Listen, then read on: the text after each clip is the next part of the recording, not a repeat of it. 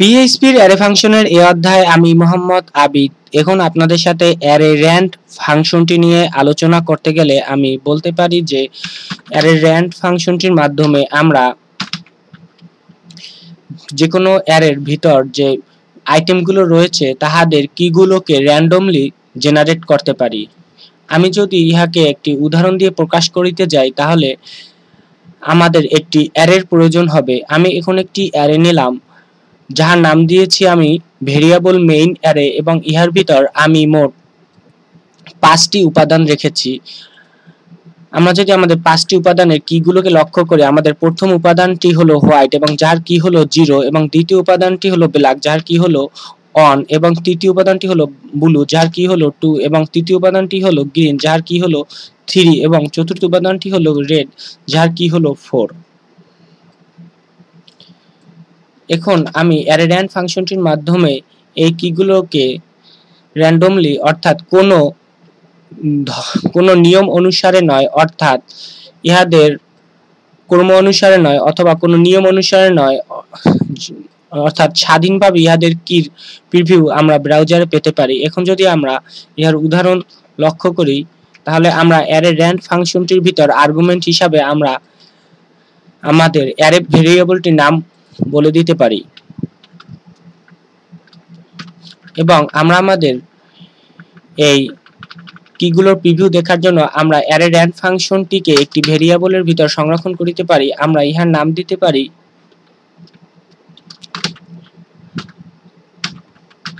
Random কি, অর্থাৎ আমরা যেহেতু ইহার মাধ্যমে আমাদের কিগুলোকে র্যান্ডমলি পাবো সুতরাং আমরা ভেরিয়েবলের নাম দিতে পারি র্যান্ডম কি। এখন আমরা আমাদের র্যান্ডম কি ভেরিয়েবলটির প্রিভিউ যদি ব্রাউজারে দেখি তাহলে আমরা কি দেখিতে পারিব।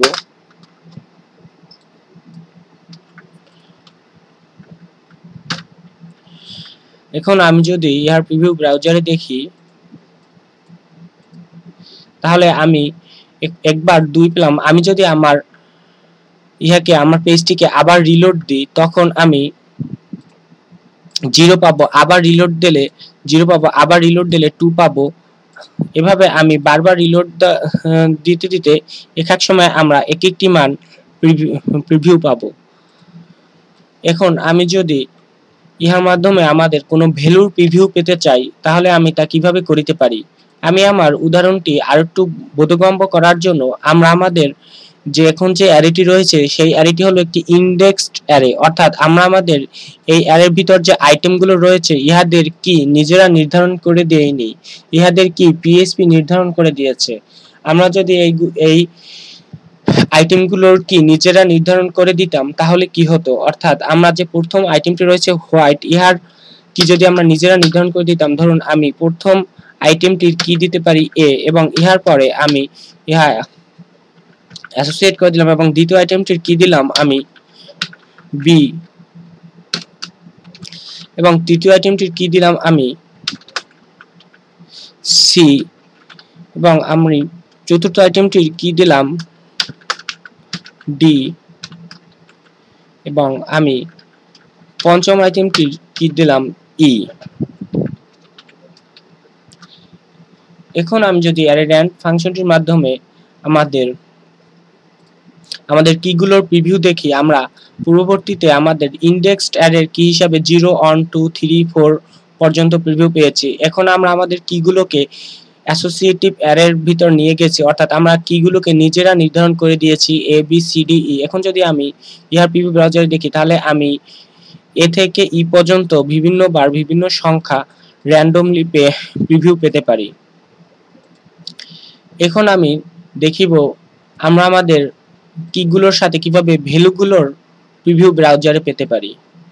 ইহার জন্য আমরা আমাদের যে প্রধান অ্যারেটি রয়েছে তাহার নাম লিখিতে পারি, অর্থাৎ আমাদের অ্যারে ভেরিয়েবলটির নাম লিখিতে পারি। আমাদের প্রধান অ্যারে ভেরিয়েবলটির নাম হলো মেইন অ্যারে এবং ইহার পর আমরা স্কয়ার ব্র্যাকেট দিতে পারি এবং স্কয়ার ব্র্যাকেটের ভিতর আমরা যে নতুন ভেরিয়েবলটি নিয়েছি র্যান্ডম কি, আমরা যদি স্কয়ার ব্র্যাকেটের ভিতর আমরা নতুন ভেরিয়েবলটির নাম রাখি তাহলে আমরা এখন ইহার প্রিভিউ ব্রাউজারে কি পাবো, অর্থাৎ আমরা র্যান্ডম কির মাধ্যমে আমরা এখানে একবার একটি কি দেব, অর্থাৎ এক সময় এখানে কি হবে এ, এক সময় এখানে কি হবে বি, এক সময় এখানে কি হবে ই, এবং এক সময় এখানে কি হবে সি। এখন আমি যদি র্যান্ডম কির মাধ্যমে এর প্রিভিউ ব্রাউজারে দেখি, তাহলে আমরা এখানে যে আমরা ভ্যালুগুলো রেখেছি হোয়াইট, ব্ল্যাক, ব্লু, গ্রিন এবং রেড, ইহার প্রিভিউ যদি এখন ব্রাউজারে পেতে চাই, এখন যদি আমি ইহার রিলোড দেই, তাহলে আমি একবার পেলাম হোয়াইট এবং পরে পেলাম রেড এবং তারপরে ব্লু। এভাবে আমরা র্যান্ডম অ্যারে র্যান্ডম ফাংশনটি ব্যবহার করিতে পারি।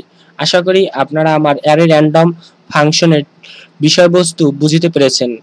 আপনাদের যদি আমার টিউটোরিয়াল ভালো লেগে থাকে, তাহলে অবশ্যই আমার ভিডিওতে লাইক এবং কমেন্ট করুন, এবং আমার কাছ থেকে আরো ভিডিও টিউটোরিয়াল পাবার ক্ষেত্রে আমাকে ভিডিও টিউটোরিয়াল বানাতে উৎসাহিত করার জন্য আমার চ্যানেলটিকে সাবস্ক্রাইব করুন।